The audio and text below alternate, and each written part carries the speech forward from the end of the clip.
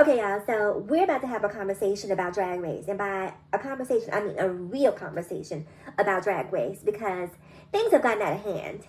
And I always find it so interesting that every time a black queen wins, there always seems to be some controversy around the black queen winning. Always, okay? Always. For instance, on the most recent episode of Drag Race, or the most recent season, I can't remember if it was 12 or 13, but the one where Nymphia Wynn won and Sapphira Cristál lost, in my opinion, Sapphira should have won. Sapphira was the most consistent. Sapphira was the most polished. Sapphira was the most refined. For me, it was Sapphira. But at the end of the day, she did not win. Nymphia won. And when Nymphia won, I was just like, okay, cool. Congratulations to Nymphia. I don't necessarily think that she should have won. But I don't go around trying to disparage her win, which happens all the time when a black queen wins this show. A show that was created by a black drag queen. Okay? None of you guys would have a platform were it not for a black drag queen, a black man deciding to step out and do his own thing, i.e. Rupaul. So here we are, season 9 of Drag Race All-Stars, and Angeria wins the crown. A well-deserved win, in my opinion. Bravo. Congratulations to Angeria. Because when I watch this show, and this is what a lot of you don't do, right? You watch what happens on the stage, but you have to be more cognizant than to see what's just in front of you, right? You have to see what the eye can't see. And there's an energy about certain people. And Angeria radiates kind and positive energy. I'm sorry. And that's not to say that some of the other girls didn't, because I certainly got that vibration from Nina West. I got that from Chanel. While I don't necessarily get positive from Georges, Vanjie, or Plastique, I get cool from them. They seem like cool people, right? I'm not able to really hone in on, positive, negative, whatever. They just seem like a good vibe, a good time. They seem like good time girls. So I root for them too. But some of the other ones got Mick. Chanel, who's y'all, the perennial favorite. There's just an energy about Chanel that I just don't jive with. And I feel that through the TV. Okay? So having said that, one of the things I think a lot of people don't understand about Drag Race is not just about what you see on stage, it's about what you don't see. And that's why I'm leaving this article up here so you guys can read, because these are the people who work with these girls, right? And in this article, they detail that a lot of these girls were problematic behind the scenes. They were a nightmare behind the scenes. Read the article for yourself. This isn't me making this up. Now, the people who made this article were very clear in saying Angeria, Chanel, and Nina West were the girls who were not the problem. I'm going to give you a second to let that sink in. Angeria, Chanel, and Nina West were not the problem. And that tells me the reason that they're not the problem, is because they're professional. Not only are they professional, they know how to treat people. And that's what I think a lot of you don't understand, right? RuPaul's Drag Race is a brand, okay? It's a brand. And anyone who wins RuPaul's Drag Race essentially becomes a brand ambassador, okay?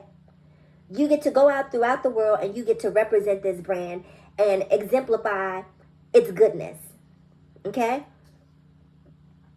And that's part of winning the crown, especially in this season when you're playing for charity and not money. And so when you read an article like this and you see that Angeria won, it's really not hard to understand why Angeria won. Some of you were rooting for, because the article doesn't mention Plastique, doesn't talk about Vanjie, doesn't talk about Georges. But let me talk a little bit about why each of them didn't win. First things first, on a talent show, they all essentially did the same number. Girl, I'm cunt. Girl, I'm bitch. They all essentially did a song that was based in gay ballroom chanting. We've seen it done too many times. It's exhausting. And we want to see something different. If you're going to do that, elevate it in a way that we haven't seen before. At this point, it's redundant. Not only is it redundant overall, it was immediately redundant in that talent show because Vanjie did one of those songs, Plastique did one of those songs, and so did George's. George's performance was great, but it was essentially canceled out by the other two, by Vanjie and Plastique, because they all did I'm fish, I can walk, I can spin tens across the board, girl, you're gonna get chopped songs. And so they canceled each other out. So that's why they didn't win.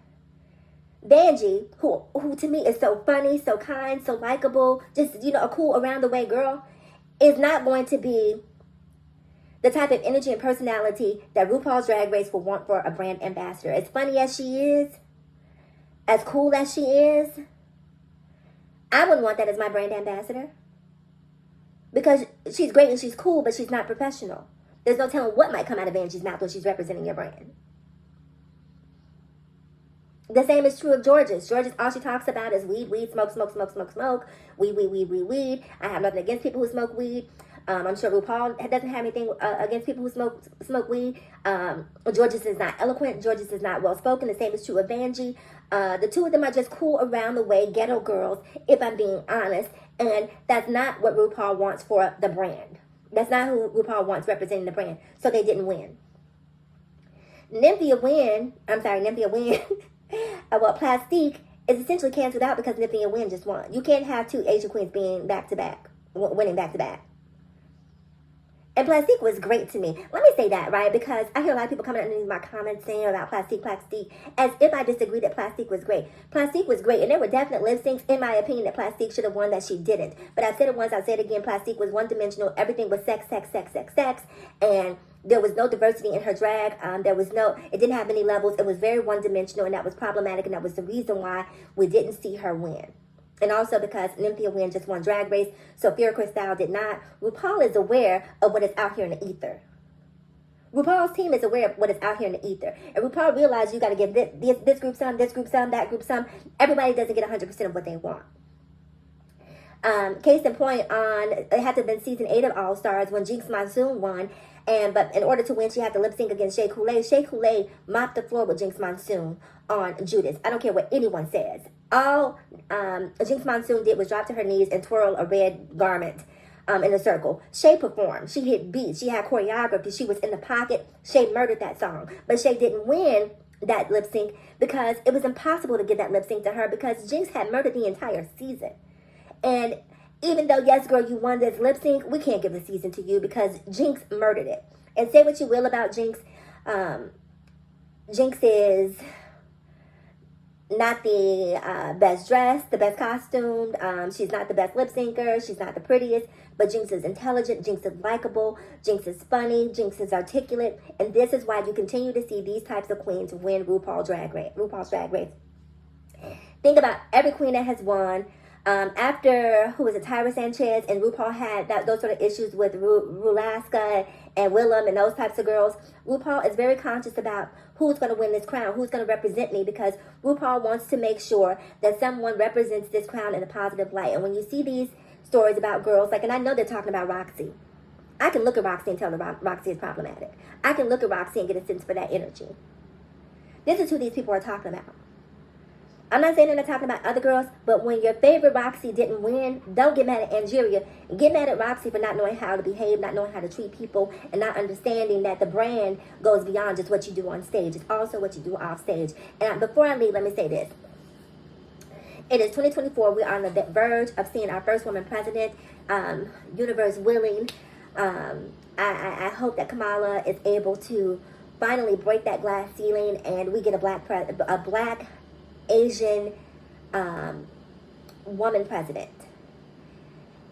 And in that process, we as LGBTQIAP plus persons, we always talk about fairness. We always talk about discrimination. There is so much discrimination that happens within the LGBTQIAP plus community. It's ridiculous. It is ridiculous. This is why a lot of the hate that Angeria is experiencing is happening because of racism that is within our own community. And when we go out here into the world and we're marching and protesting and fighting for laws for acceptance and inclusion and, all of the buzzwords that we use to humanize ourselves, you can't go out here in the world and fight for that and then be racist and bigoted in the community that you're immediately a part of. So let's get that together. Let's fix that moving forward, okay? Let's leave the racism behind. If you don't like Angeria, that's fine, that's cool. But dislike her based on what she did on stage. Dislike her based on her aesthetic and her presentation. Dislike her based on her talent. Don't let race keep entering these conversations. It is passe. It is tired. It is time to grow up. It is time to leave that behind. Because don't come on here talking about being gay bashed and hate crimes. If you are putting that same type of energy into the universe, be a better person. I will see you guys in the next video. Thank you for watching. Congratulations, Angeria.